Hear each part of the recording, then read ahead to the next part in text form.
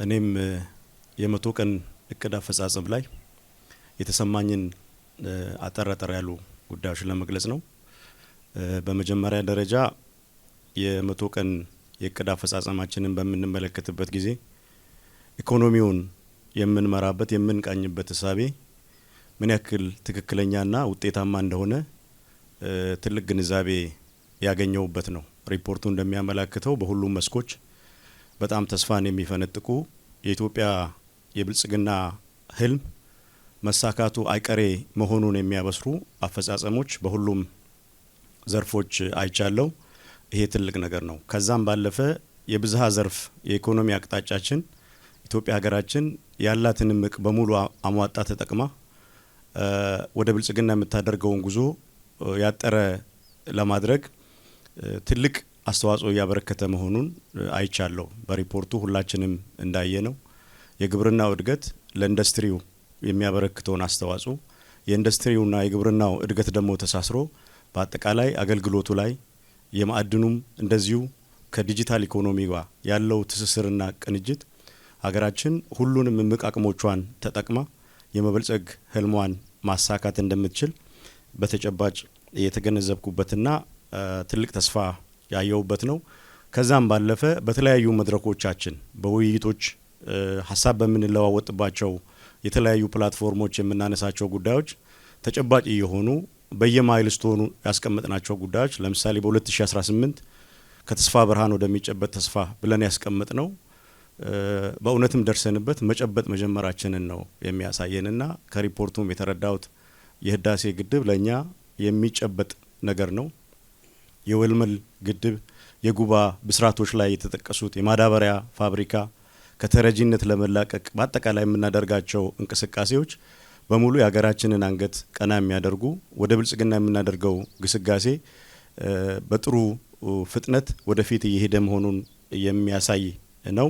የሀገር በቀል የኢኮኖሚ ሪፎርሞቻችን ከዛም የመነጩ ፕሮግራሞችና ስትራቴጂዎች በውጤታማነት እየተፈጸሙ መሆናቸውንና በዚህ ረገድ ያስቀመጥናቸውን ግቦች በስኬት እየፈጸምን መሆኑን የሚያሳዩ ናቸው። ከኢኮኖሚ እድገታችንም አኳያ እድገቱ ከየት ነው የመነጨው የሚለውን ስናይ ከዚህ በፊት ሲመጣ የነበረው የኢኮኖሚ እድገት የነበረበትን የጥራት ጉድለት ባስተካከለ መልኩ ወደፊት መራመድ መጀመራችንን የሚያሳዩ ተስፋ ሰጪ ጉዳዮች አሉ ማለት ነው።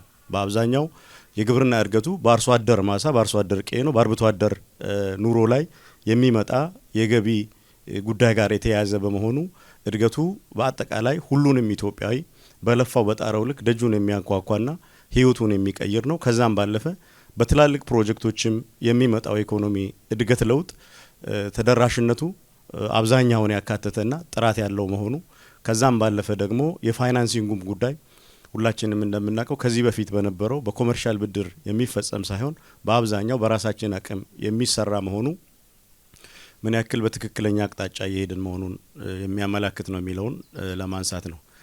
በሁለተኛነት እነዚህን ሁሉ ስኬቶች ያስመዘገብ ነው ባለፉት አመታት የተፈጸሙትን ተግባራት ጨምሮ በብዙ ፈተናዎች በተተበተበ አካሄድ ውስጥ ነው የነበር ነው። በሰው ሰራሽና በተፈጥሮ ችግሮች ውስጥ አልፈን ነው። ይሄ ቁርጠኛ አመራር መኖር ምን ያክል ችግርን ተቋቁሞ በአይበገሬነት እድገትን ማረጋገጥ እንደሚቻል ትምህርት የወሰድኩበት ነው ማለት ነው።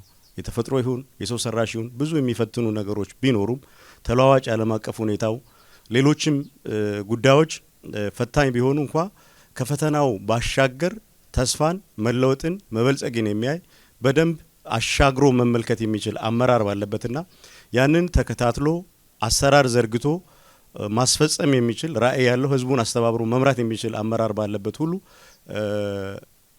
ብልጽግና መረጋገጡ አይቀሬ መሆኑን በትልቅ ትምህርት ደረጃ የወሰድኩበት መሆኑን ለማንሳት ነው ማለት ነው። ሌላው አዲስ የስራ ባህልም እየተፈጠረ እንደሆነ ነው የሚሰማኝ።